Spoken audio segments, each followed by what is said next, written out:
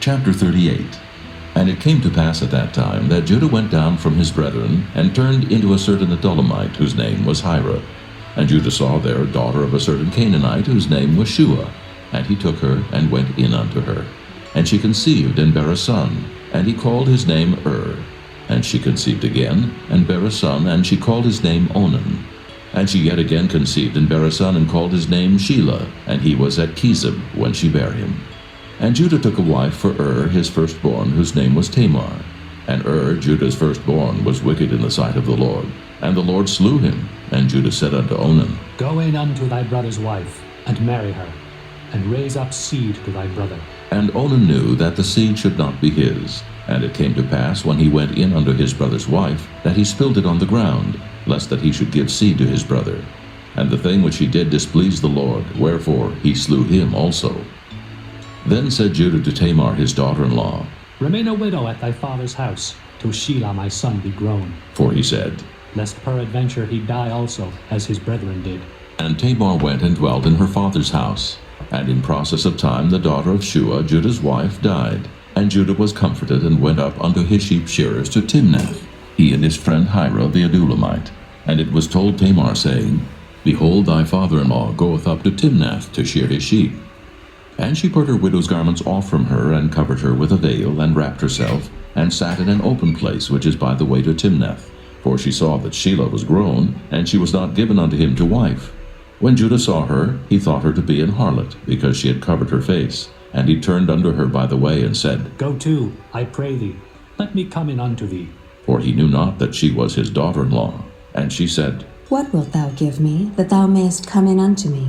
And he said, I will send thee a kid from the flock. And she said, Wilt thou give me a pledge till thou send it? And he said, What pledge shall I give thee? And she said, Thy signet, and thy bracelets, and thy staff that is in thine hand. And he gave it her, and came in unto her, and she conceived by him. And she arose and went away, and laid by her veil from her, and put on the garments of her widowhood. And Judah sent the kid by the hand of his friend the Adullamite, to receive his pledge from the woman's hand. But he found her not.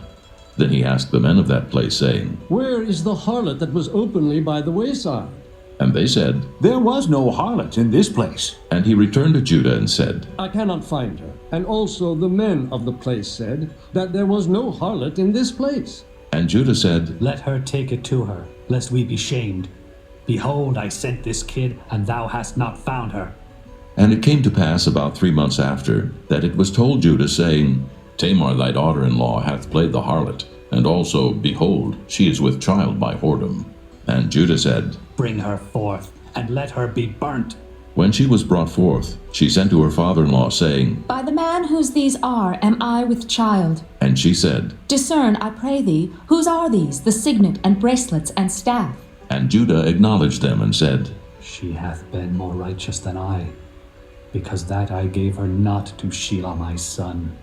And he knew her again no more. And it came to pass in the time of her travail, that, behold, twins were in her womb. And it came to pass, when she travailed, that the one put out his hand, and the midwife took and bound upon his hand a scarlet thread, saying, This came out first. And it came to pass, as he drew back his hand, that, behold, his brother came out. And she said, How hast thou broken forth? This breach be upon thee. Therefore his name was called Pharez. And afterward came out his brother, that had the scarlet thread upon his hand, and his name was called Zerah. Chapter 39. And Joseph was brought down to Egypt, and Potiphar, an officer of Pharaoh, captain of the guard, an Egyptian, bought him of the hands of the Ishmaelites, which had brought him down thither. And the Lord was with Joseph, and he was a prosperous man, and he was in the house of his master the Egyptian. And his master saw that the Lord was with him, and that the Lord made all that he did to prosper in his hand. And Joseph found grace in his sight, and he served him. And he made him overseer over his house, and all that he had he put into his hand. And it came to pass from the time that he had made him overseer in his house, and over all that he had, that the Lord blessed the Egyptian's house for Joseph's sake. And the blessing of the Lord was upon all that he had in the house and in the field. And he left all that he had in Joseph's hand, and he knew not aught he had, save the bread which he did eat. And Joseph was a goodly person, and well favored. And it came to pass after these things, that his master's wife cast her eyes upon Joseph, and she said, Lie with me. But he refused, and said unto his master's wife, Behold, my master wotteth not what is with me in the house, and he hath committed all that he hath to my hand. There is none greater in this house than I, neither hath he kept back anything from me but thee, because thou art his wife. How then can I do this great wickedness and sin against God? And it came to pass, as she spake to Joseph day by day, that he hearkened not unto her to lie by her, or to be with her. And it came to pass about this time, that Joseph went into the house to do his business, and there was none of the men of the house there within. And she caught him by his garment, saying, Lie with me. And he left his garment in her hand, and fled, and got him out. And it came to pass, when she saw that he had left his garment in her hand, and was fled forth, that she called unto the men of her house, and spake unto them, saying, See, he hath brought in an Hebrew unto us to mock us. He came in unto me to lie with me, and I cried with a loud voice. And it came to pass, when he heard that I lifted up my voice and cried, that he left his garment with me, and fled, and got him out. And she laid up his garment by her until his lord came home. And she spake unto him according to these words, saying, The Hebrew servant which thou hast brought unto us came in unto me to mock me. And it came to pass, as I lifted up my voice and cried, that he left his garment with me and fled out. And it came to pass, when his master heard the words of his wife, which she spake unto him, saying, After this manner did thy servant to me. that his wrath was kindled. And Joseph's master took him and put him into the prison, a place where the king's prisoners were bound, and he was there in the prison. But the Lord was with Joseph, and showed him mercy, and gave him favor in the sight of the keeper of the prison. And the keeper of the prison committed to Joseph's hand all the prisoners that were in the prison, and whatsoever they did there, he was the doer of it. The keeper of the prison looked not to anything that was under his hand, because the Lord was with him, and that which he did, the Lord made it to prosper. Chapter 40. And it came to pass after these things, that the butler of the king of Egypt and his baker had offended their lord the king of Egypt. And Pharaoh was wroth against two of his officers, against the chief of the butlers, and against the chief of the bakers. And he put them in ward in the house of the captain of the guard into the prison, the place where Joseph was bound. And the captain of the guard charged Joseph with them, and he served them. And they continued a season in ward. And they dreamed a dream, both of them, each man his dream in one night, each man according to the interpretation of his dream, the butler and the baker of the king of Egypt, which were bound in the prison. And Joseph came in unto them in the morning, and looked upon them, and behold, they were sad. And he asked Pharaoh's officers that were with him in the ward of his lord's house, saying, Wherefore look ye so sadly today? And they said unto him, We have dreamed a dream, and there is no interpreter of it. And Joseph said unto them, Do not interpretations belong to God? Tell me them, I pray you.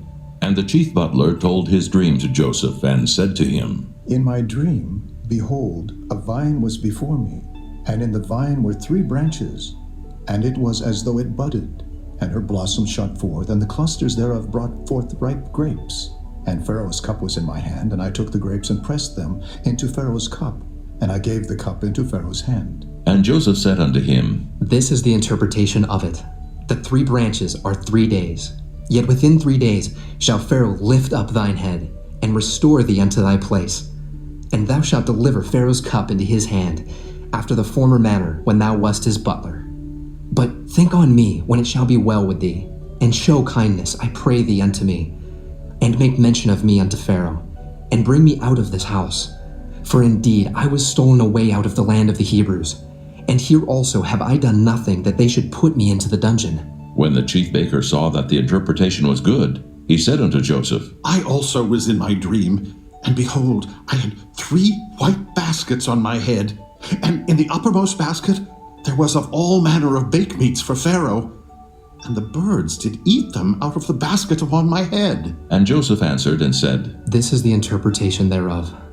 The 3 baskets are 3 days, yet within 3 days shall Pharaoh lift up thy head from off thee, and shall hang thee on a tree, and the bird shall eat thy flesh from off thee. And it came to pass the 3rd day, which was Pharaoh's birthday, that he made a feast unto all his servants. And he lifted up the head of the chief butler and of the chief baker among his servants. And he restored the chief butler unto his butlership again, and he gave the cup into Pharaoh's hand.